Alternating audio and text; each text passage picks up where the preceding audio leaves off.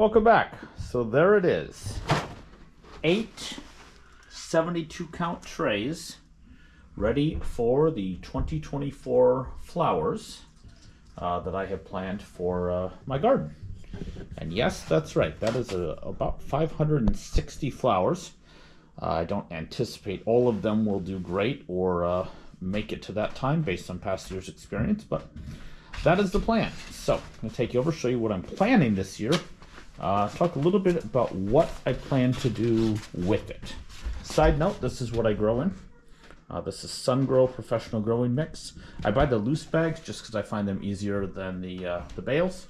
But great stuff. I do fill the flats and let them kind of hydrate for a couple of days.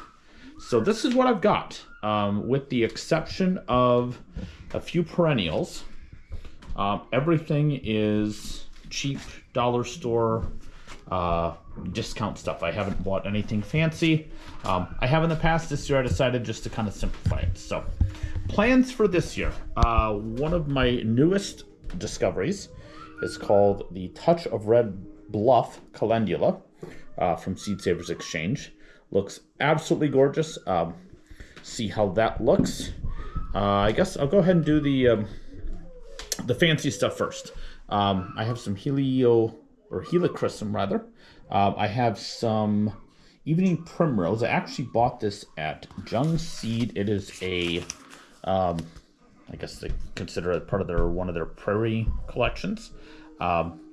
It's 5-6 years old, 2018 seed, I guess, whatever that makes it, going on 6. So probably not a whole lot going on there, but it doesn't have to be cold stratified, so we're gonna try it. Purple coneflowers. Grew a lot of purple stuff last year, just kind of offset or complement the green, obviously, of the plants, and loved it, so gonna do more of that. Pinks,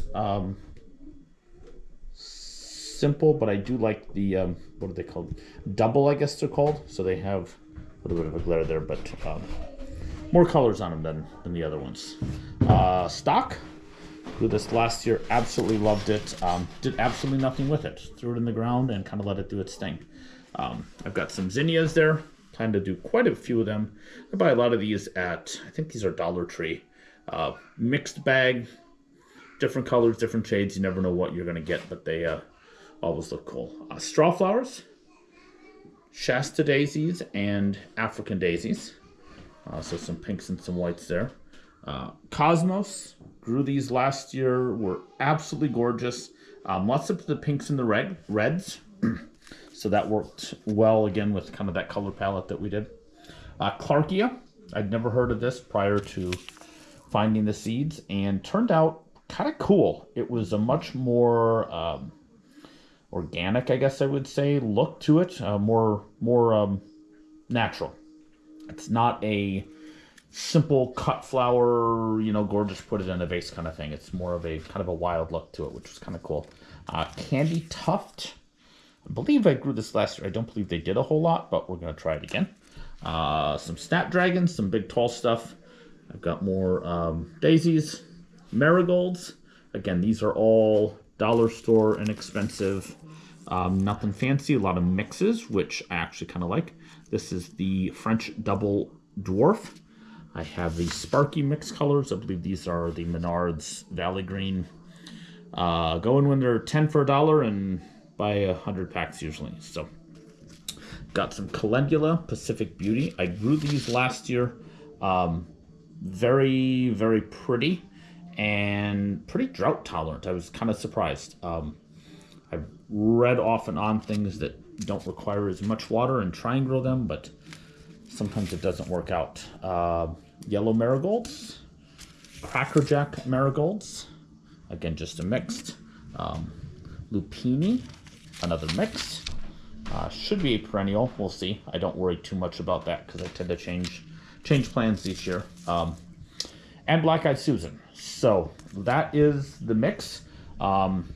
Most of these I'm going to plant about a half flat, so looking at some in the neighborhood of 35 or 40 of them, and then some of the specialty ones, the primrose, the calendula, Some of these where I have less quantity wise, I will just plant you know, a couple rows here and there.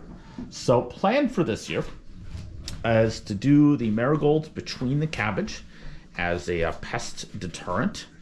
So I have a lot of those. The snapdragons obviously are going to be taller. The zinnias, even the dwarf ones here, are looking at 18 to 24 inches. Giant cactus actually go 30 to 36. So I think if I do some of those closer to the greenhouse and then plant in front, I think that'll look kind of cool. So anyway, that's the plans. Not going to make you watch the slow motion planting of 500. I'll probably do that separately in a time lapse because I kind of like seeing how that stuff happens. But anyway, any ideas, other things you think you ought to grow? Stay tuned. Lots more in terms of the planning aspect of it. I just need to get it in a format that makes a little bit more sense for video. So anyway, thanks for watching. We'll see you on the next one.